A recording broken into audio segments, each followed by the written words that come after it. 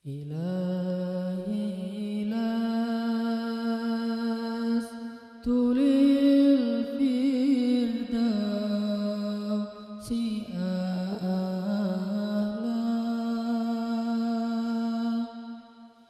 ولا أقوى على النار الجحيم فهب لي توبة واغفر ذنوبي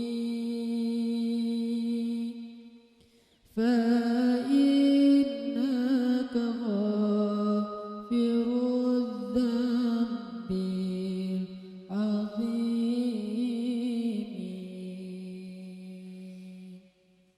Teman-teman sekalian, bait-bait kasidah itu ditulis dan dirangkai oleh para ulama adalah tentang pengakuan dosa seorang hamba. Ketika seorang hamba berada di puncak penyesalan dan merasa tahu diri bahwa dia adalah seorang hamba yang kotor, sehingga dia mengatakan, Ilahi lastu lil firdausi ahla. Ilahi, sesungguhnya saya tidak layak masuk ke surga Firdaus.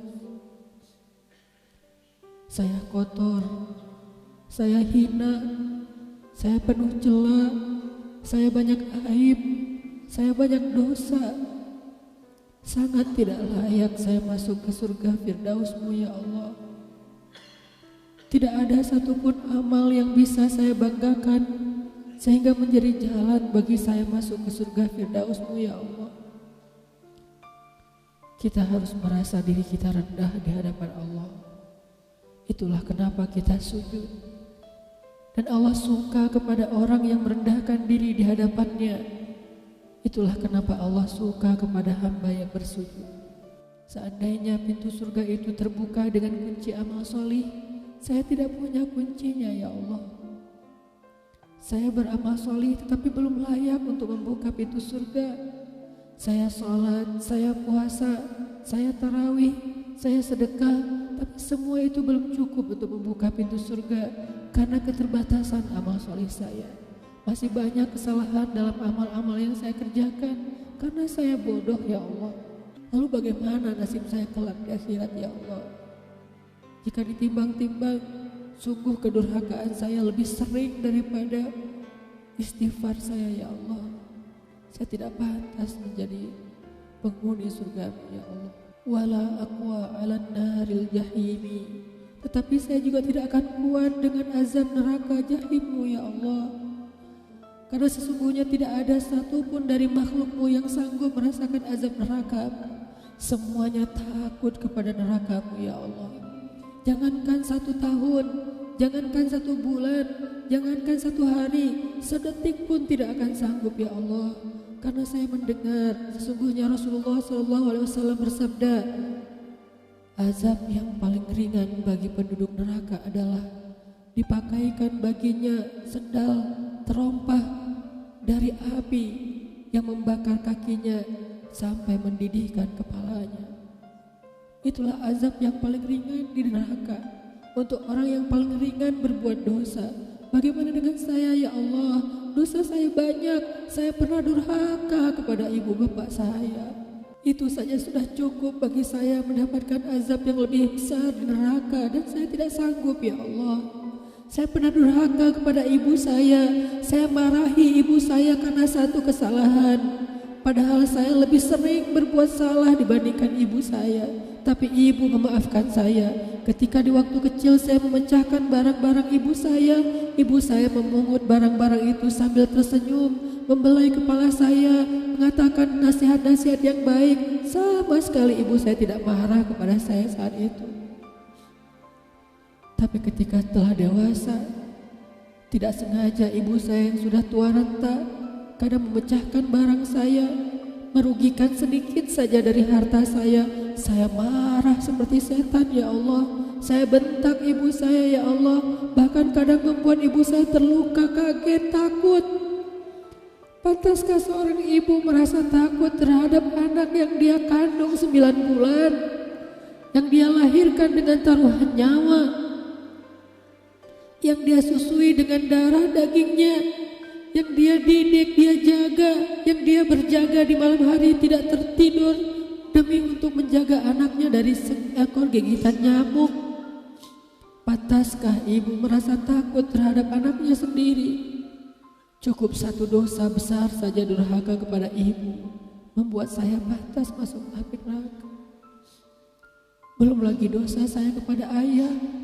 Ketika saya berdebat habis-habisan di hadapan ayah saya, hanya ketika ayah saya menasihati saya dengan satu nasihat sederhana, saya debat ia, seolah-olah wawasan saya lebih banyak, ilmu saya lebih banyak, pergaulan saya lebih luas, pendidikan saya lebih tinggi. Padahal semua itu saya dapatkan hasil dari perjuangan dan pengorbanannya.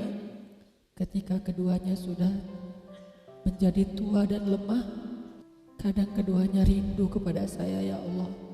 Mereka memberi kami pesan, ya Allah. Mereka bertanya, bagaimana kabarmu anakku? Tapi kami tidak peka. Hati kami tertutup dengan ego dan sombong. Kami tidak bisa membaca teks itu dari perasaan mereka. Kami hanya membaca teks mereka dan tidak segera membalasnya. Kami anggap teks dari orang tua kami tidak penting, masih bisa ditunda untuk dijawab nanti sore. Padahal mereka sedang kangen, sedang rindu kepada kami, ya Allah. Mereka tidak mengatakan kami rindu kepadamu wahai anakku, karena mereka tahu kalimat itu akan mengganggu kami. Kalimat itu akan menjadikan hari kami tidak lagi mudah. Kalimat itu akan merusak konsentrasi kami dalam bekerja. Kalimat itu akan menghalangi banyak urusan kami, sehingga mereka menahan diri. Mereka hanya bertanya, apa kabar kami? Lalu kapan kami berbakti kepada mereka, ya Allah? Sampai seusia ini kami masih merepotkan mereka, ya Allah. Kapan kami akan berbakti kepada mereka? Rasanya kami lupa. Entah kapan kami pernah memijat kaki mereka setelah mereka seharian bekerja. Entah kapan kami pernah memberikan minuman hangat untuk mereka. Kami durhaka kepada orang tua kami, ya Allah.